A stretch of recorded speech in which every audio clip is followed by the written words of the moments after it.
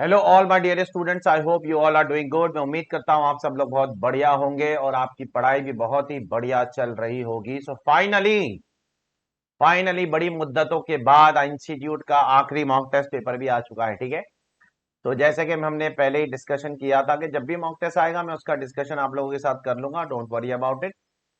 और पहले वाला मॉक टेस्ट पेपर जो है वो भी मैंने ऑलरेडी डिस्कस कर लिया है, आप यूट्यूब पे उसका वीडियो मेरा देख सकते हो। ठीक है, मैं हो सके तो नीचे डिस्क्रिप्शन में उसका लिंक भी डाल दूंगा, लेकिन आप एक दो वीडियो पीछे जाओगे तो आपको मिल ही जाएगा। सर ये कैसा मॉक टेस्ट है सर? ये आपके हिसाब से आपका क्या रिव्यू है इस मॉक टेस्ट के बारे में? देखो, मेरा जो रिव्यू है, जो पहला मॉक टेस्ट पेपर था MTP 1, वो बहुत अच्छा था, काफी अच्छा मॉक टेस्ट बनाया था इंस्टीट्यूट ने वो। उसमें कुछ क्वेश्चंस तो बहुत ही आउट ऑफ द वर्ल्ड थे और कुछ क्वेश्चंस बहुत एवरेज थे, लेकिन ये वाला मॉक टेस्ट बहुत ही घटिया किस्म का मॉक टेस्ट है। ठीक है, कॉपी पेस्ट मार के इंस्टीट्यूट ने वापस से बना दिया है। इसमें से अगर आप एक क्वेश्चन तो देखो तो ये तो सेम टू सेम क्वेश्चन है, ये वाला केस सिनेरियो 2। ये तो वही क्वेश्चन है जो 15 दिन पहले हमने 4 अक्टूबर को या 8 अक्टूबर को, मुझे नहीं पता कब था, 8 अक्टूबर को जो हमारा जो फाइनल टेस्ट था ना, जो हमारा जो टेस्ट सीरीज का प्रोग्राम चल रहा था, ये तो सेम टू सेम वही क्वेश्चन है। आप चेक कर लेना, कॉपी पेस्ट, ये 5 क्वेश्चन तो सेम कॉपी पेस्ट वही हो गए, और भी एक दो क्वेश्चन उसमें से कुछ कॉमन है। तो मतलब इंस्टीट्यूट ने बड़ा ही घटिया काम किया यार, आई एम रियली सॉरी ये बोलने के लिए कि इंस्टीट्यूट कहता है कि हम बहुत अच्छा मॉक टेस्ट लाते हैं। ऐसा पेपर आप एग्जाम में डालोगे? क्या डालोगे? तो फिर डाल के दिखाओ, तो सारे बच्चे पास हो जाएंगे। तो ऐसा पेपर तो आप डालने नहीं वाले हो। ठीक है, सेम टू सेम उठा के डालोगे आप एग्जाम में, मॉक टेस्ट में? जो मॉक टेस्ट में उठा के डाल दिया पूरा का पूरा पहले के पेपर में से उठा के, क्या आप वो पूरा का पूरा सेम टू सेम एग्जाम में डाल नहीं डालने वाले? तो आप मॉक टेस्ट में भी जरा पेपर को कॉम्पिटिटिव बनाइए ना। बच्चा मॉक टेस्ट का कितना इंतजार करता है यार, वो इंतजार इस चीज का करता है कि मुझे एक किस्म की एक नॉलेज मिलेगी, एक टेस्ट हो जाएगा मेरा नॉलेज कि मुझे कितना आता है कितना नहीं आता है। और उसमें आप इतना घटिया पेपर बनाते हो। चलो पहला केस सिनेरियो फिर भी अच्छा है, लेकिन वो भी कुछ नया नहीं है, आपके स्टडी मटेरियल का ही क्वेश्चन है। ऑलरेडी आपके स्टडी मटेरियल में इस पे एक क्वेश्चन है और आपके MCQ के बुकलेट में भी इस पे एक क्वेश्चन है, वो वैसा ही क्वेश्चन है, कुछ नया नहीं है इसके अंदर। हाँ, लेकिन अच्छा क्वेश्चन है, थोड़ा सा कॉम्प्रिहेंसिव है, थोड़ा सा मल्टीपल प्रोविजंस के इम्प्लीकेशंस है, कुछ नया नहीं है, लेकिन नथिंग न्यू। आप एग्जाम में भी फिर हम उम्मीद करते हैं कि इसी तरीके के क्वेश्चन पूछोगे। एनीवेज, हमारी जिम्मेदारी है इसको एक बार गो थ्रू करना। ठीक है, तो मैं उम्मीद करता हूं आप लोगों ने mock test paper go through कर लिया है। और आप यहां पर क्यों आ रहे हो? आप यहां पर आ रहे हो इसके जस्टिफिकेशन को जानने, कि हर एक MCQ का आंसर की रीजनिंग क्या है। वो मेरी जिम्मेदारी है आपको बताना, ताकि आपका समय बच जाए, और कुछ नहीं, मेरा काम है आपका समय बचाना। आपका समय आज के समय में मेरे समय से भी ज्यादा इंपॉर्टेंट समय है। ठीक है, तो मेरा समय आज की तारीख में उतना इंपॉर्टेंट समय नहीं है जितना समय आपका इंपॉर्टेंट समय है। ठीक है, बहुत बार समय हो गया, चलो शुरू करते हैं पहले केस सिनेरियो से। पहला केस सिनेरियो अच्छा केस सिनेरियो है, बढ़िया केस सिनेरियो है, इसमें कुछ बहुत अच्छे पॉइंट्स हैं। ठीक है, तो पहले केस सिनेरियो के अंदर क्या हो रहा है, अससी ने कुछ लैंड खरीदा है, उसके बाद उस लैंड को अससी ने कन्वर्ट कर दिया है किसमें, एक पहले वो उस लैंड को अससी ने खरीदा है in the form of a capital asset, और उसके बाद एसएससी ने उसको कन्वर्ट कर दिया है इन एसआईटी, और फिर बाद में उस एसआईटी के ऊपर एसएससी ने कुछ बिल्डिंग बनाया, एक्सेट्रा एक्सेट्रा, ऐसी कुछ हरकतें कर रहा है एसएससी। ठीक है, तो चलिए देखते हैं यहाँ पर क्या होने वाला है। सबसे पहले एसएससी ने 60 लाख रुपए की एक लैंड खरीदी है। ठीक है, SSC is a lady and capital asset की तरह खरीदा है उन्होंने। उसके बाद उन्होंने उसको एसआईटी में कन्वर्ट कर दिया। एसआईटी में कन्वर्ट करने के बाद उसके ऊपर कंस्ट्रक्शन किया, फ्लैट्स बनाए, और फिर फ्लैट्स बनाने के बाद 25 फ्लैट्स बनाए, उसमें से पहले 20 फ्लैट्स बेच दिए, और फिर उसके अगले साल में और 5 फ्लैट बेच दिए, टुकड़ों में बेचा, पहले 20 फ्लैट बेचा, 80% बेच दिया पहले, और फिर बचे हुए 5 फ्लैट दैट इज 20% बेचा। तो अब इसमें अपने को अलग अलग क्वेश्चंस को आंसर करना है। In the mean while SSC कुछ इनकम भी कमा रही है, रेंटल इनकम, और in the mean while SSC ने कुछ इन्वेस्टमेंट्स भी किया है NHAI के बॉन्ड्स में, REC के बॉन्ड्स में। ठीक है, जो 54EC के अंदर एग्जेम्पशन है, ये मोटे मोटे तौर पे ये क्वेश्चन के अंदर लिखा गया है। अब यहाँ पर कुछ ईयर का इंडेक्सेशन भी आपको दिया गया है, देख लेना आपको कौन सा इंडेक्सेशन कब यूज होता है। मैं तो आपको हर एक का जस्टिफिकेशन डिटेल में दे रहा हूँ, जल्द से जल्द देने की कोशिश करूंगा ताकि आपका ज्यादा समय बर्बाद ना हो। सो पहला क्वेश्चन है, what is the amount of capital gain taxable in the hands of Neha for AY 22-23, AY 22-23 मतलब PY 21-22। ठीक है, अब कैपिटल गेन्स कैसे आता है? When you convert a capital asset into stock in trade, तो कैपिटल गेन्स कैसे आता है? आप सेल कंसिडरेशन क्या लिखते हो? आप सेल कंसिडरेशन लिखते हो FMV on the date of conversion. FMV on the date of conversion कितना है? 350 लाख। और आप कॉस्ट ऑफ एक्विजिशन क्या लोगे? वो लैंड की कॉस्ट ऑफ एक्विजिशन लोगे आप, ठीक है, because you are converting land into a land जो एसआईटी के तौर पे था उसको आप कन्वर्ट, सॉरी, जो कैपिटल एसेट के तौर पे था उसको आप एसआईटी में कन्वर्ट करते हो। कब कन्वर्ट कर रहे हो? 2020 में कन्वर्ट कर रहे हो, ठीक है, 2020 में कन्वर्ट कर रहे हो, तो फिर आपको कैपिटल गेन 2020 में नहीं लगेगा। कंप्यूटेशन आप 2020 में करोगे, लेकिन कैपिटल गेन्स चार्ज कब होगा? जब आप उस एसआईटी को सेल करोगे, ठीक है। तो एसआईटी आप कब सेल कर रहे हो? यहां पर चेक करना आप, जैन 2022 और फेब 2022 में एसआईटी सेल कर रहे हो, तो कैपिटल गेन्स कंप्यूट करके तो रख लेते हैं। सेल कंसिडरेशन क्या होगा? Sale consideration FMV on the date of conversion, cost of acquisition 60 lakh into कौन से साल का इंडेक्सेशन? जिस साल में कन्वर्ट हुआ उस साल का इंडेक्सेशन। कन्वर्ट कौन से साल में हुआ? 2020 में। 2020 का इंडेक्सेशन क्या है? 2020 2021 का इंडेक्सेशन 301 है। और परचेज कभी किया था? परचेज किया था 2008 2009 में। 2008-9 का इंडेक्सेशन 137। तो यहां पर आप देख सकते हो इंडेक्स कॉस्ट ऑफ एक्विजिशन क्या हो जाएगा? 60 लाख इंटू 301। 301 क्या है? आपके कन्वर्जन के ईयर का indexation divided by year of purchase. तो ये आपका आ जाएगा sorry, index cost of acquisition, ठीक है। तो ये आपका हो गया एलटीसीजी। अब ये आपका एलटीसीजी हो गया, टोटल एलटीसीजी। अब ये चार्ज अभी नहीं होगा, चार्ज कब होगा? जब आप एसआईटी को बेचोगे। अब एसआईटी आप कब बेचे? आपने एसआईटी बेचा है 2022 में, मतलब 21 22 21 22। कितना बेचा? आपने टोटल 25 फ्लैट बनाए, उसमें से 20 फ्लैट बेच दिए, मतलब 80% सेल कर दिया। तो 80% कैपिटल गेन्स का टैक्स अभी आपको देना पड़ेगा। और 20% कब दोगे आप? जब आप बचे हुए 5 फ्लैट बेचोगे। तो 2,18,00,000 what ever comes to multiply by 20 flats divide by 25, इतना कैपिटल गेन्स आपका 21-22 में चार्ज हो जाएगा, ठीक है। अब इस कैपिटल गेन्स को बचाने के लिए आपको, जब आपने एसआईटी बेचा, जब आपने एसआईटी बेचा उसके 6 महीने के अंदर, 6 महीने के अंदर अगर आप 54EC में कोई बॉन्ड्स खरीद लेते हो तो आपको एग्जेम्पशन मिलेगा। तो देखो, जैन और फेब 2022 से 6 महीने के अंदर आपने कुछ बॉन्ड्स खरीदा है क्या? हाँ, आपने 20 लाख रुपए का बॉन्ड मार्च में खरीदा है, तो आपको इसका एग्जेम्पशन मिलेगा, ठीक है। हाँ, बाकी आपने सितंबर और फिर बाद में आपने सितंबर में खरीदा है और दिसंबर में खरीदा है, उसका आपको एग्जेम्पशन अभी नहीं मिल सकता है क्योंकि 6 महीने एक्सपायर हो चुके हैं। तो ये 20 लाख रुपए का एग्जेम्पशन आपको क्यों मिल जाएगा? क्योंकि इस केस में आपको, जब आप एसआईटी बेचते हो वहां से 6 महीना काउंट करना पड़ता है। Date of transfer of SIT से 6 महीने के अंदर अगर आप बॉन्ड खरीद लेते हो, 50 लाख रुपए तक का एग्जेम्पशन आपको मिल सकता है। हमने सिर्फ 20 लाख का खरीदा है, तो आपको 20 लाख का एग्जेम्पशन मिल जाएगा। और ये 20 लाख का एग्जेम्पशन लेने के बाद आपका जो आंसर आएगा वो आएगा 154,014। ये आपका पहला आंसर। तो ये बढ़िया क्वेश्चन था, मैं बोल रहा हूं ना, केस सिनेरियो 1 अच्छा क्वेश्चन है लेकिन कुछ नया नहीं है, ऐसा क्वेश्चन आपके एमसीक्यू बुकलेट के अंदर है ऑलरेडी, ठीक है। अब क्वेश्चन नंबर 2 की तरफ बढ़ता हूं। What is the amount of income chargeable to tax in the hands of Neha for AY 22-23 under the head PGBP? अब PGBP में नेहा को कितना टैक्स लगेगा? अब नेहा ने कितने फ्लैट बेची है? नेहा ने 20 फ्लैट बेची है जनवरी और फरवरी 2022 में। एक फ्लैट कितने का बेची है नेहा ने? 40 लाख रुपए का। कॉस्ट ऑफ कंस्ट्रक्शन कितना है एक फ्लैट का? 20 लाख रुपया। तो चलो देखते हैं सबसे पहले नेहा का सेल कंसिडरेशन क्या होगा। नेहा का sale consideration will be 20 flat, एक फ्लैट का value, sale value 40 lakh, 800 lakh उसका सेल कंसिडरेशन। अब नेहा का कॉस्ट क्या होगा? कॉस्ट ऑफ कंस्ट्रक्शन क्या होगा 20 फ्लैट का? 20 फ्लैट का 20 लाख रुपए के हिसाब से 400 लाख, और कॉस्ट ऑफ लैंड भी तो आएगा ना। तो कॉस्ट ऑफ लैंड आप क्या लेते हो? जो कैपिटल गेन्स यहां पर आया था वही आपका कॉस्ट ऑफ लैंड बन जाएगा, ठीक है। तो कॉस्ट ऑफ लैंड क्या बन जाएगा?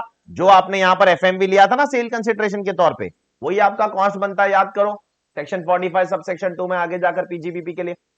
तो 350 लाख आपका सेल कंसिडरेशन था, तो उसमें से 80% that is 20 divided by 25 will become your cost of land, okay. और बचा हुआ कॉस्ट ऑफ लैंड कब लोगे आप? जब आप बचे हुए 5 फ्लैट बेचोगे। अरे इज इट क्लियर और नॉट? इसी तरीके से तो करते हो, और क्या, आपको बस 2 टुकड़ों में बांटना है, 80% 20%, दैट्स इट, और कुछ नहीं।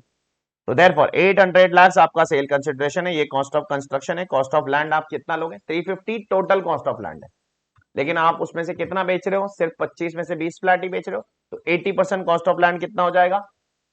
280 लाख, 350 का 80%, so it will come to 280. So 120 lakh आपका आंसर है, point number B. I hope it is clear to all of you. Okay, question number 3 की तरफ बढ़ रहा हूं. ठीक है, what is the amount of income chargeable to tax under the head capital gains and PGBP in the hands of Neha for what, for AY 23-24. अब AY 23-24 में नेहा ने बचे हुए 5 फ्लैट बेच दी. हाँ बेच दी. तो अब उसने अगर बचे हुए 5 फ्लैट बेच दी तो बचा हुआ कैपिटल गेन्स भी उसको टैक्स भरना पड़ेगा. बचा हुआ कैपिटल गेन्स कितना आएगा?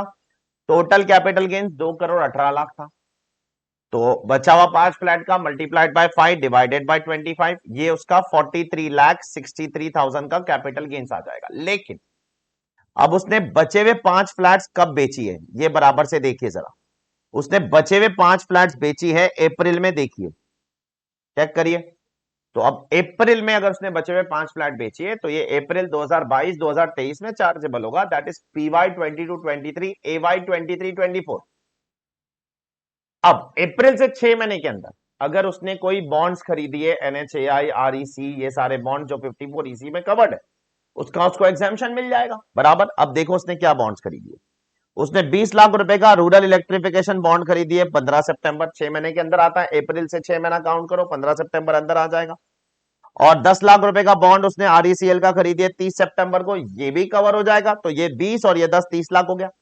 हाँ, ये जो दिसंबर में बॉन्ड खरीदी है ना 10 लाख रुपए का, उसका उसको नहीं मिलेगा क्योंकि वो 6 महीने के बाद खरीदी है. सो उसका कैपिटल गेन्स कैसे आएगा? टोटल कैपिटल गेन्स 2,18,00,000, उसमें से प्रपोर्शनेट देखो 80% पे तो आपने ऑलरेडी टैक्स भर दिया लास्ट ईयर. अब मल्टीप्लाई बाय 5 डिवाइड बाय 25 पे आप भर दीजिए. उसमें से 30 लाख रुपीस आपने इन्वेस्ट कर दिया NHAI में. तो डिफरेंशियल कैपिटल गेन्स कितना आएगा? 13,63,504,503. 1 रुपया राउंड ऑफ का इधर उधर चलता है. ठीक है. अब पीजीबीपी में उसको क्या आएगा? पीजीबीपी में उसको वही आएगा. एक फ्लैट कितने में बेच रही है? देखो 42 लाख में बेच रही है. अब पिछले साल उसने 40 लाख में बेची थी, अब 42 लाख में बेच रही हो. 42 इंटू 5, 210 लाख बेटा. अब कॉस्ट ऑफ लैंड कंस्ट्रक्शन तो सेम ही है, वो तो सेम ही है. 20 लाख रुपया एक घर का कॉस्ट ऑफ कंस्ट्रक्शन है, मल्टीप्लाई बाय 5, 100 लाख वो हो गया. और 70 लाख रुपए का उसका क्या आ जाएगा? FMV of land. लैंड का FMV कैसे आएगा? टोटल FMV ऑफ लैंड कितना था? 350 था. उसमें से 280 आपने यहां ले लिया, तो अभी 70 यहां ले लोगे, दैट इज 20%. तो वो आपका कॉस्ट ऑफ लैंड हो जाएगा. ठीक है, आपका 40 लाख रुपए का आपका पीजीबीपी आ जाएगा. I hope it is clear to all of you. अच्छा क्वेश्चन है, बढ़िया क्वेश्चन. ठीक है, question number 4 is the annual value of paint house. So question number 3 का आंसर क्या है? सी है. ठीक है, मैं सारे सोल्यूशंस यहां पर आपको दिखा रहा हूं. देखो आप फोटो ले सकते हो, कॉपी कर सकते हो, जो करना है करो आप. ठीक है, दैट इज योर चॉइस बेटा. Question number 4 is the annual value of paint house held as stock in trade taxable. तो आपके पास कुछ पेंट हाउस है. ठीक है, तो स्टॉक इन ट्रेड की तरह होल्ड कर रहे हो, क्या फर्क पड़ता है? स्टॉक इन ट्रेड की तरह होल्ड करो या कैसे होल्ड करो, वो हाउस प्रॉपर्टी मानी जाती है income. If so under which head? House property. House property will always be classified under house property only. सिर्फ एक केस में हाउस प्रॉपर्टी की इनकम, सिर्फ एक केस में, अगर आपका बिजनेस ही घर खरीदना और बेचना है तो उस केस में आपकी इनकम कहां जाएगी? Income from PGBP. Otherwise it is always house property. याद करो Chennai properties and investment limited का केस लॉ. कितने अमाउंट पे टैक्स होगा? तो चलो देखो उसको रेंट कितना आता है देखते.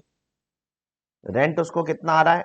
62,000 रुपीज का रेंट आ रहा है. चेक करो यहां पर, मल्टीप्लाई बाय 12. उसमें से म्युनिसिपल टैक्स है 6,400 रुपए का, लेकिन वो टेनेंट ने भरा है. चेक करो, म्युनिसिपल टैक्स अससी नहीं भर रही है. अससी तो लेडी है, टेनेंट जेंट्स है, मेल है. टेनेंट भर 62,000 डायरेक्टली दे दो. Minus what? 30% स्टैंडर्ड डिडक्शन जो आपको हाउस प्रॉपर्टी में मिलता है. म्युनिसिपल टैक्सेस का डिडक्शन नहीं मिलेगा क्योंकि वो टेनेंट भर रहा है, ओनर नहीं भर रहा है, तो भूल जाओ. ठीक है, तो 5,20,800 under the head income from house property. ये है क्वेश्चन नंबर 4 का answer. Is it clear? I hope it is clear to all of you. Okay, question number 5 is mister Harsh liable to deduct tax at source. Harsh क्या करता है भाई? Salary SSC है. Check करो, हर्ष की इनकम सैलरी इनकम है. तो हर्ष सैलरीड एसएससी है तो वो 194 आई में तो टीडीएस नहीं काटेगा, क्योंकि 194 आई में कौन टीडीएस काटता है? अगर आप इंडिविजुअल एचयूएफ हो तो 194 आई कब एप्लीकेबल है? अगर लास्ट ईयर का बिजनेस का टर्नओवर 1 करोड़ से ज्यादा है या प्रोफेशन का टर्नओवर 50 लाख से ज्यादा है। अब हर्ष ना ही बिजनेस कर रहा है ना ही प्रोफेशन कर रहा है, हर्ष बिजनेस एंड प्रोफेशन से रिलेटेड नहीं है, वो सैलरीड एसएससी है। तो सैलरीड वालों के लिए कौन सा टीडीएस का सेक्शन है? रेंट के लिए 194 आईबी, और वो कब एप्लीकेबल है? When the rent per month is more than 50,000 rupees. तो क्या हर्ष सैलरीड एसएससी है? हाँ है। क्या वो 50,000 रुपए से ज्यादा का रेंट पे कर रहा है? पे कर रहा है। तो टीडीएस कब काटेगा? आखिरी महीने में काटना होता है, मार्च में, याद करो। या अगर घर उससे पहले छोड़ दे रहे हो तो उससे पहले। अगर पूरे साल रह रहे हो तो लास्ट मंथ में टीडीएस काटोगे, और अगर पूरे साल नहीं, दिसंबर में छोड़ दिया तो दिसंबर में काटो। एक ही बार काटना है। कितना परसेंट काटना है? 5%। तो अब टीडीएस कैसे आएगा? 62,000 इंटू 12, पूरे साल का रेंट, आखिरी महीने के रेंट में से टीडीएस काटने का 5%। तो चेक करो, पूरे साल का रेंट आता है 7,44,000, उसका 5% will come to how much? 37,200, जो लास्ट मंथ का रेंट है उसमें से ये काटा जाएगा। Is it clear to all of you? तो ये अच्छा क्वेश्चन था, इसमें मल्टीपल प्रोविजंस के इंप्लीकेशंस थे, capital gains, PGBP, TDS and house property also. ठीक है, सो फिर भी कोई बहुत ज्यादा कुछ आउट ऑफ द वर्ल्ड दिमाग लगाने वाला जैसा क्वेश्चन नहीं। ना ये क्वेश्चन तो मैं आपको बताता हूं, same to same copy paste है बेटा। ये देखो, ये same to same copy paste question है जो मैंने अभी अपने टेस्ट सीरीज में भी डाला था।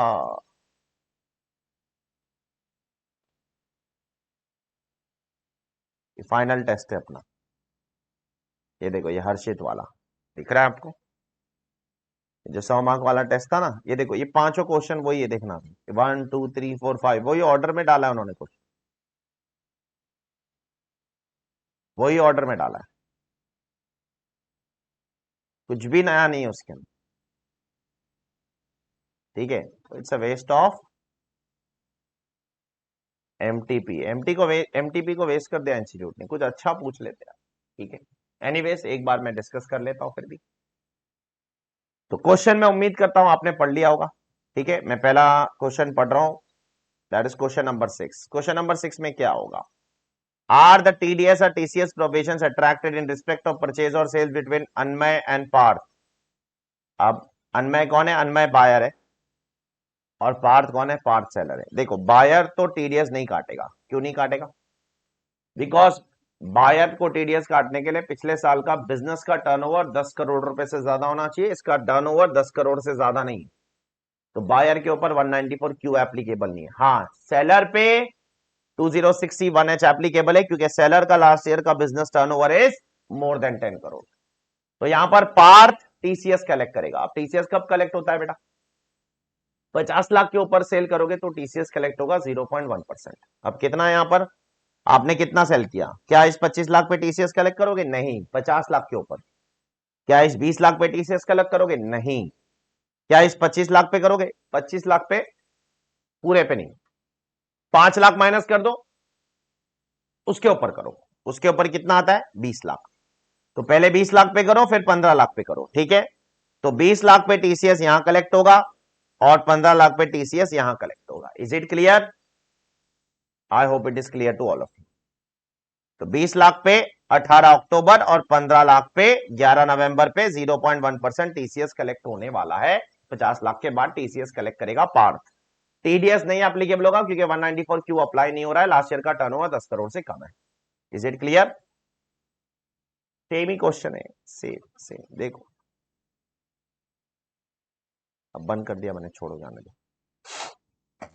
इन case of failure to furnish the PAN, 206C1H में, ठीक है, अगर सामने वाला पैन नहीं देता है, जनरली अगर सामने वाला पैन नहीं देता है ना, तो आपको 5% और twice the rate whichever is higher पे टीसीएस कलेक्ट करना होता है। जैसे टीडीएस में कैसे, अगर सामने वाला पैन नहीं दे रहा है, अगर डिडक्टिव पैन नहीं दे रहा है टीडीएस में, तो आप 20% या हायर रेट, जो भी हायर होगा उस पर काटते हो ना। वैसे टीसीएस का क्या प्रोविजन है? 5% और twice the rate whichever is higher. लेकिन 206C1H के लिए it is not 5%, it is only 1%, जाकर चेक करना। तो बाय डिफॉल्ट अगर सामने वाला पैन नहीं दे रहा है तो आप टीसीएस कितना कलेक्ट करोगे, 5% और twice the rate whichever is higher. लेकिन 1H के लिए कितना है, 1% और twice the rate whichever is higher. तो यहां पर आंसर कितना आ जाएगा, 1% आ जाएगा। Is it clear? I hope it is clear to all of you. Okay,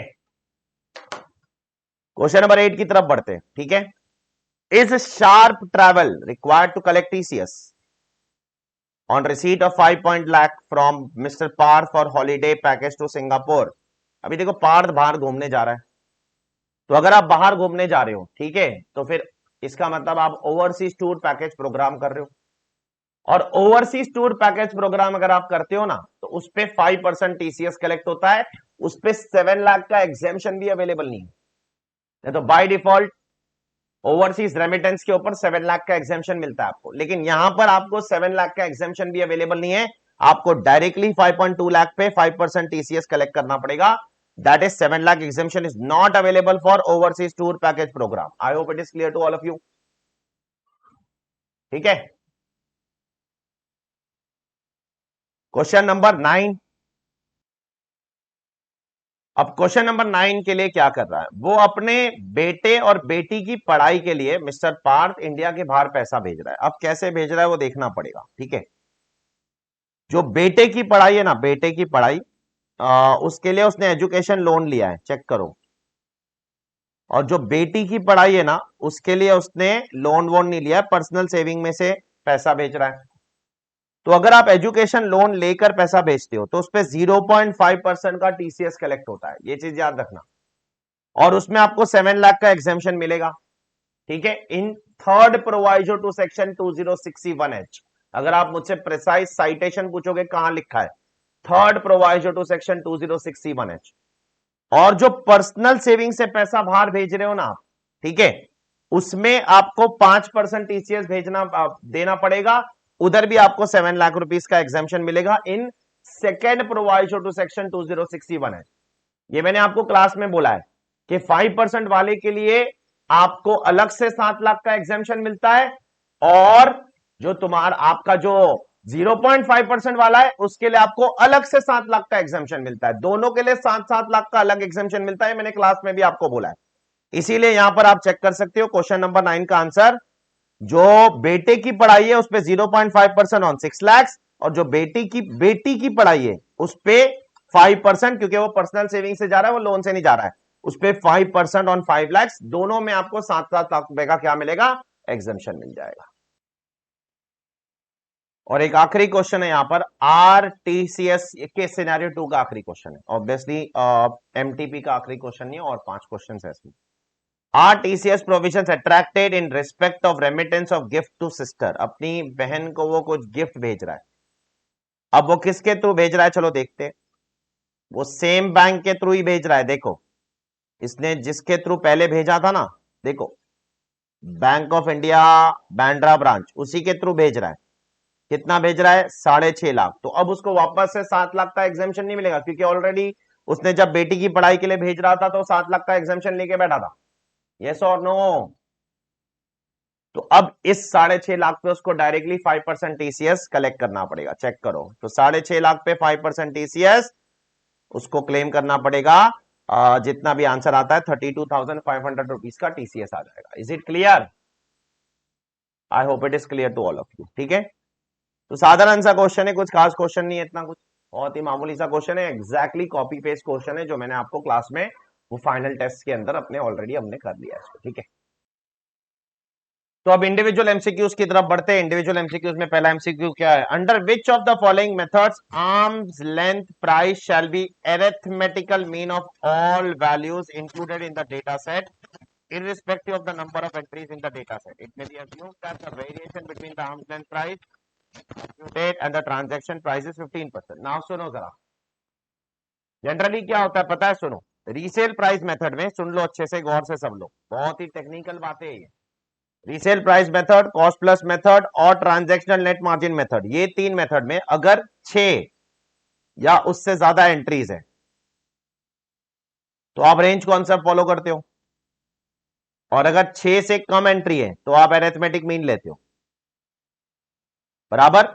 लेकिन प्रॉफिट स्प्लिट मेथड जो है ना, उसमें रेंज कॉन्सेप्ट एप्लीकेबल है ही नहीं। उसके लिए रेंज कॉन्सेप्ट एप्लीकेबल ही नहीं है। रेंज कॉन्सेप्ट सिर्फ 4 मेथड के लिए एप्लीकेबल है। टोटल ट्रांसफर प्राइसिंग में 6 मेथड्स होते हैं, बराबर। CUP method, transactional net margin method, profit split method, cost plus method, then तुम्हारा कंपेरेबल, और बाद में एक एनी अदर मेथड है। ठीक है, टोटल 6 मेथड में से 4 मेथड के लिए आपका रेंज कॉन्सेप्ट एप्लीकेबल है। अब कौन कौन से मेथड के लिए रेंज कॉन्सेप्ट एप्लीकेबल है? कप मेथड के लिए रेंज कॉन्सेप्ट एप्लीकेबल है कब, जब 6 या उससे ज्यादा एंट्री होगी तो। उसके बाद रीसेल प्राइस मेथड के लिए भी रेंज कॉन्सेप्ट एप्लीकेबल है जब 6 या उससे ज्यादा एंट्री होगी तो। उसके बाद ट्रांजैक्शनल नेट मार्जिन मेथड के लिए भी रेंज कॉन्सेप्ट एप्लीकेबल है जब 6 या उससे ज्यादा एंट्री होगी तो। उसके बाद कॉस्ट प्लस मेथड के लिए भी रेंज कॉन्सेप्ट एप्लीकेबल है जब 6 या उससे ज्यादा एंट्री एप्लीकेबल होगी तो। अब जो बच गए 2 मेथड, प्रॉफिट स्प्लिट मेथड, कितनी भी एंट्रीज हो, 6 से ज्यादा हो या 6 से कम हो या 6 हो, और एनी अदर मेथड जो छठा मेथड है, ये 2 मेथड्स के लिए रेंज कॉन्सेप्ट एप्लीकेबल होता ही नहीं है। देयरफॉर इस क्वेश्चन का आंसर क्या आएगा? Profit split method. क्वेश्चन देखो कितना ब्यूटीफुली डिसाइड किया। Under which of the following methods arms length price shall be arithmetical mean of all values irrespective of the number of entries in the data set? So it is profit split method, because in profit split method, irrespective of the number of entries, whether it is 6 or less than 6 or more than 6, you always do arithmetic mean only. You do not follow what? Range concept. I hope it is clear to all of you. Is it clear? I hope it is clear to all of you. Okay? तो इसलिए इसका answer, बाकी तीनों method के अंदर क्या है, अगर 6 एंट्री होगा तो आप अरिथमेटिक मीन नहीं ले सकते हो, तो आपको रेंज फॉलो करना है। 35th percentile, 65th percentile, etcetera etcetera, वो पूरा फॉलो करना पड़ेगा रूल 10 सीए के अंदर जो दिया गया। ठीक है, नाउ क्वेश्चन नंबर 12 क्या बोलता है ये क्वेश्चन? कि सर्च हुआ है आपके ऑफिस में। कब हुआ है सर्च? बराबर से देखिए, अप्रैल में सर्च हुआ है, और अप्रैल में सर्च हुआ है, और आपने सर्च के दौरान, during the course of search, ठीक है, सर्च के दौरान जब सर्च चल रहा है, उस दौरान आपने क्या किया है? आपने एक इनकम डिक्लेरेशन दे दिया कि भाई मेरी इतनी इनकम मैंने एस्केप की है भाई, और वो इनकम बिलोंग करती है प्रीवियस ईयर 21-22। आपने उसका टैक्स भी भर दिया, इंटरेस्ट भी भर दिया, आपने रिटर्न भी फाइल कर दिया in the month of June 2022। आपने वो सब काम कर दिया, ठीक है। तो it's a classic case of what? 271 AAB, जिसमें बोला गया है कि अगर कोई सर्च होता है और सर्च के दौरान अगर कुछ इनकम मिलती है, और वो इनकम अगर आप सर्च खत्म होने के पहले, during the course of search, एक स्टेटमेंट के अंदर 132 सबसेक्शन 4 के अंदर वो स्टेटमेंट आता है, उसमें डिक्लेयर करते हो, उसका नेचर बताते हो, उसका सोर्स बताते हो, सब्सटैंशिएट करते हो कि वो पैसा कहां से आया, और प्रूव करते हो कि ये स्पेसिफाइड प्रीवियस ईयर को बिलोंग करता है, और उसका टैक्स आप, इंटरेस्ट आप, और आईटीआर आप स्पेसिफाइड डेट तक भर देते हो, तो उस केस में आपको गवर्नमेंट 30% पेनाल्टी लगाएगी अनडिस्क्लोज इनकम की, और छोड़ देगी। और अगर ये कंडीशन नहीं फुलफिल करोगे तो 60% पेनाल्टी लगाएगी of undisclosed income as per 271 AAB। तो ये एकदम क्लासिक केस है। देखो एसएससी सारे कंडीशन फुलफिल कर रहा है 30% पेनाल्टी वाले, उसको 60% लगाने की जरूरत है। क्या सर्च के दौरान वो अपने एक्सप्लेनेशन दे रहा है? दे रहा है। स्टेटमेंट भर रहा है? भर रहा है। क्या टैक्स भर रहा है? भर रहा है। क्या स्पेसिफाइड प्रीवियस ईयर की इनकम है? क्या इंटरेस्ट भर रहा है? भर रहा है। क्या आईटीआर भर रहा है? भर रहा है। सब कुछ समय पे कर रहा है। 30% ऑफ द अनडिस्क्लोज इनकम उसको पेनाल्टी लग जाएगी इस पर्टिकुलर केस के अंदर। माफी नहीं मिलेगी। मैंने आपको क्लास में बोला है 271 AAB में माफ नहीं करेगी गवर्नमेंट। अगर आपको पेनाल्टी नहीं लगवाना है तो आपको क्या करना चाहिए था? हाँ, आपको सर्च शुरू होने के पहले ही रिकॉर्ड कर लेना चाहिए था वो ट्रांजेक्शन बुक्स के अंदर। अगर आप सर्च शुरू करने के पहले ट्रांजेक्शन को रिकॉर्ड कर लेते तो आप पे पेनाल्टी नहीं लगती। अब सर्च के दौरान अगर आप बोल रहे हो नहीं नहीं रिकॉर्ड करने वाला ही था मैं, I was suppose to record, मैं करने ही वाला था, वो तो आप आ गए अचानक से, आप प्रकट हो गए, तो कोई दिक्कत नहीं है, फिर आपको 30% पेनाल्टी तो मिनिमम लगने ही वाली है। ठीक है, this is what this provision is all about. Okay, question number 13 की तरफ पढ़ते बेटा। Again a very simple question. Assessee एक एलिजिबल असेसी है of doing eligible startup, ATIAC business है इसका। ठीक है, ATIAC में आपके प्रॉफिट्स 100% प्रॉफिट्स माफ हो जाते हैं 3 साल के। 10 में से कोई भी 3 साल आप कॉन्सेक्यूटिव 3 साल माफ करवा सकते हो अपने प्रॉफिट। अब यहां पर क्या हो गया? असेसी की इनकम 30 लाख है, चलो ठीक है, 30 लाख इनकम है। अब एओ ने कुछ डिसअलाउंस किया, क्या डिसअलाउंस किया, कुछ टीडीएस का डिसअलाउंस किया 3.2 लाख का, तो चलो ठीक है डिसअलाउ करते।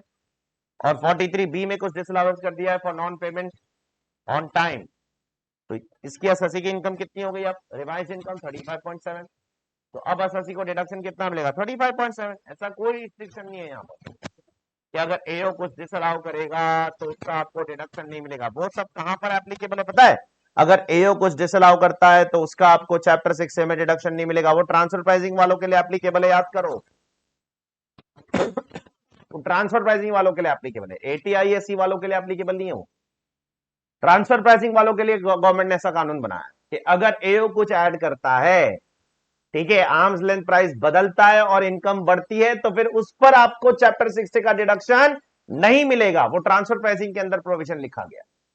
यहां पर 80 आईएससी में ऐसा कोई भी कानून नहीं दिया गया है। I hope it is clear to all of you. ठीक है, तो आप पूरा का पूरा क्लेम कर सकते हो। ऐसा एक सिमिलर क्वेश्चन एमसीक्यू बुकलेट के अंदर भी है, वो आप अपना एमसीक्यू बुकलेट को चेक कर सकते हो। ठीक है, एमसीक्यू नंबर 14 की तरफ बढ़ते हैं। 14 भी एक मामूली सा क्वेश्चन है। ये है एग्जाम्शन अंडर सेक्शन 10(6).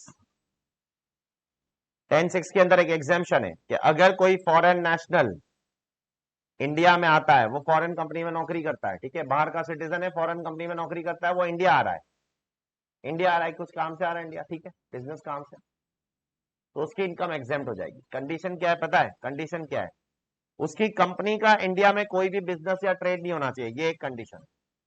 प्लस वो एम्प्लॉय इंडिया में 90 दिन से ज्यादा नहीं रहना चाहिए, तीसरा कंडीशन।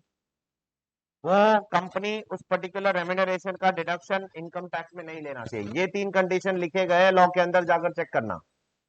कंडीशन नंबर 1 कहीं भी नहीं लिखा है कि वो एम्प्लॉय का इंडिया में ट्रेड या बिजनेस नहीं होना चाहिए, ऐसा कहीं नहीं लिखा है। कंपनी का इंडिया में ट्रेड और बिजनेस नहीं होना चाहिए। वो जिसमें नौकरी करता है ना, अरे वो फॉरेन सिटीजन जिस कंपनी में नौकरी करता है, फॉरेन सिटीजन एप्पल में नौकरी करता है, तो एप्पल का इंडिया में ट्रेड और बिजनेस नहीं होना चाहिए। वो एम्प्लॉय का इंडिया में ट्रेड और बिजनेस है या नहीं है, उससे एग्जाम्शन पे कोई फर्क नहीं पड़ता है। तो ये जो कंडीशन है पॉइंट नंबर ए में, ये कंडीशन सेक्शन में नहीं लिखी गई है और यही आंसर है, चेक करो। क्वेश्चन यही पूछ रहा है कौन सा कंडीशन सेक्शन में नहीं लिखा गया है। ये कंडीशन नंबर ए सेक्शन में नहीं है, चेक कर लेना आप, ठीक है, it is not mention. Okay, तो कंडीशन नंबर ए सेक्शन में नहीं लिखा गया है। अभी क्वेश्चन नंबर 15 एक आखिरी क्वेश्चन है जो आता है आपके सेकेंडरी एडजस्टमेंट। सेकेंडरी एडजस्टमेंट कब होता है, जब प्राइमरी एडजस्टमेंट होगा। और प्राइमरी एडजस्टमेंट ट्रांसफर प्राइसिंग में कौन कौन कर सकता है, एसएससी सुओ मोटो करेगा या एओ भी तो कर सकता है। यस, इस क्वेश्चन में एओ ने प्राइमरी एडजस्टमेंट किया है। कितने का किया है, एओ ने प्राइमरी एडजस्टमेंट किया है 154 लाख का, चेक करो। और 154 लाख का प्राइमरी एडजस्टमेंट एओ ने कभी किया है, 1 जुलाई 2021 को किया है। अब अगर 1 जुलाई 2021 को उसने 1 जुलाई 2021 को उसने प्राइमरी एडजस्टमेंट किया है, तो एसएससी की क्या जिम्मेदारी है कि ये 154 लाख वो इंडिया में वापस मंगवा ले। 154 लाख कितना होता है, 1.54 करोड़। और अगर प्राइमरी एडजस्टमेंट 1 करोड़ से ज्यादा है तो सेकेंडरी एडजस्टमेंट होगा। अगर आप चाहते हो कि सेकेंडरी एडजस्टमेंट नहीं हो तो ये पैसा इंडिया में रिपाट्रिएट करवा लो। कब तक, 90 डेज के अंदर। और अगर 90 डेज के अंदर रिपाट्रिएट नहीं करवाया तो इंटरेस्ट लगेगा। कब से लगेगा, कब से लगेगा, ये 1 जुलाई के बाद से, मतलब 2 जुलाई से। तो 2 जुलाई से अब आपको इंटरेस्ट लगना शुरू हो जाएगा। अच्छा, 90 डेज में पैसा मंगवा लिया तो बच जाओगे। तो क्या एसएससी ने 90 डेज में पैसा मंगवाया, नहीं मंगवाया, तो अब इंटरेस्ट लगेगा उसको। कितना, 2 जुलाई से लेकर 31 मार्च तक पैसा नहीं आया इंडिया में वापस। पैसा जब, या दूसरा ऑप्शन क्या है एसएससी के पास, एक एडिशनल टैक्स भर दो। कितना परसेंट का, 18% टैक्स, 12% सरचार्ज, 4% सेस का एडिशनल टैक्स भर दो तो भी छोड़ देंगे। एडिशनल टैक्स का यहां पर कोई मेंशन नहीं किया है, तो उसको बोलोगे इंटरेस्ट भरने, ठीक है। इंटरेस्ट कितना उसका हो जाएगा, 154 लाख उसका प्राइमरी एडजस्टमेंट। 12% इंटरेस्ट कैसे आया सर, देखो ट्रांजैक्शन फॉरेन करेंसी में डिनोमिनेटेड है, तो लाइबोर प्लस 3%, ये दिया गया है रूल 10CB के अंदर। कहां दिया गया है, रूल 10CB, कि अगर ट्रांजैक्शन आईएनआर में है तो एसबीआई का एमसीएलआर प्लस 3.25%, 3.25%। और अगर ट्रांजैक्शन फॉरेन करेंसी में है तो लाइबोर प्लस 3%। अरे इज इट क्लियर? तो लाइबोर कितना है 9% और 3% कितना हो जाएगा? 3% 12% हो जाएगा। तो 154 लैक्स इंटू 12% इंटू 273 कैसे आया? 2 जुलाई से 31 मार्च, 2 जुलाई से 31 मार्च का नंबर ऑफ डेज का इंटरेस्ट डिवाइड बाय 365। अब आंसर निकालो, आपको आंसर आ जाएगा 13.822 लैक्स। ठीक है, आप चेक कर लेना। Is it clear? I hope it is clear to all of you. मैं उम्मीद करता हूं आप सबको ये पूरा का पूरा मॉक टेस्ट के सारे सोल्यूशन समझ आ गए होंगे। ठीक है, और मैंने आपका समय बचाने में थोड़ी सी तो मदद की होगी। ठीक है, तो that's it from my side. बस इतना ही बोलना चाहता हूं कि बस अभी अपनी पढ़ाई अच्छे से करो बेटा आप लोग। ठीक है, लास्ट कुछ दिन बचे हुए आपके एग्जाम के लिए। आज कितनी तारीख है? आज है 20 तारीख। लगभग 10 दिन बचे हुए। अगले 3-4 दिन तक जो भी पढ़ना है पढ़ लो आप। जो भी सब्जेक्ट आपका वीक है आप उसको उठा लो, और उसके बाद आप मेरे हिसाब से तो आपको लास्ट के 5 से 6 दिन कम से कम फाइनेंशियल रिपोर्टिंग ही करना चाहिए। रीजन बहुत सिंपल है, पहला पेपर है आपका, पहला पेपर है, बहुत बड़ा पेपर है, सब्जेक्ट बहुत बड़ा है, कवर करने में समय लगता है। और दूसरी चीज, पहला पेपर है तो आपको बहुत कॉन्फिडेंस होना चाहिए उस पेपर के अंदर कि भाई ये पेपर में तो मैं बहुत अच्छे से पूरा का पूरा लिख कर आऊंगा। ठीक है, तो ये कॉन्फिडेंस आपको कब आएगा? जब आपकी तैयारी अच्छी होगी। If your preparation is good, automatically you will be confident. और अगर पहला पेपर अच्छा जाएगा ना, बिलीव मी, ऑनेस्टली आपको अंदर से कॉन्फिडेंस आएगा, और बाकी पेपर्स भी आपके प्रिपरेशन में आपको बहुत मदद हो जाएगी। आपका एसएफएम में भी आप कॉन्फिडेंट फील करोगे, आप ऑडिट लॉ में भी कॉन्फिडेंट फील करोगे। ठीक है, तो पहला पेपर शुरुआत अच्छी होना बहुत जरूरी है। आप ये मत करना प्लीज कि लास्ट के 2-3 दिन एफआर को दे रहे हो क्योंकि सर मेरा भी जीटी का ये बाकी है, एसएफएम का ये बाकी है, कॉस्टिंग का ये बाकी है, लॉ का ये, वो तो बाकी तो कुछ सब कुछ ना कुछ तो बचेगा ही एग्जाम के दिन। छोड़ दो, आप लाख कोशिश कर लो, कुछ ना कुछ तो छूट ही जाएगा। अब वो सब मत सोचो। अब जितना हुआ है अब तक उतना अच्छे से पढ़ो, जो छूट गया वो छोड़ दो, रिस्क ले लो उतना। अब कोई नई चीज पढ़ने के चक्कर में मत पड़ जाना। ठीक है, अब जो भी पढ़ना है वो आपको क्या करना है, बस जो आपने पिछले 2-4 महीने 5 महीने जितने भी आपने पढ़ा है बस वो ही आपको पढ़ना है। कोई नई चीज नहीं उठाना है आपको, भले वो कितनी भी इंपॉर्टेंट लग रही है अभी उठाकर कोई मतलब नहीं है। अननेसेसरली आप अपने आप को मेंटल प्रेशर दे दोगे, अननेसेसरी एक डिप्रेशन में आ जाओगे कि भाई ये चीज तो मेरी हुई नहीं, तो नहीं हुई तो कोई दिक्कत नहीं है। वैसे भी कौन 100 मार्क का पेपर पूरा लिखने वाला है?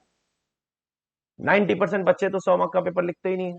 80, 85, 70, 75 इतना मार्क का लिखकर भी पास हो जाते हैं। अच्छे से लिखना जरूरी है, दैट इज मोर इंपॉर्टेंट।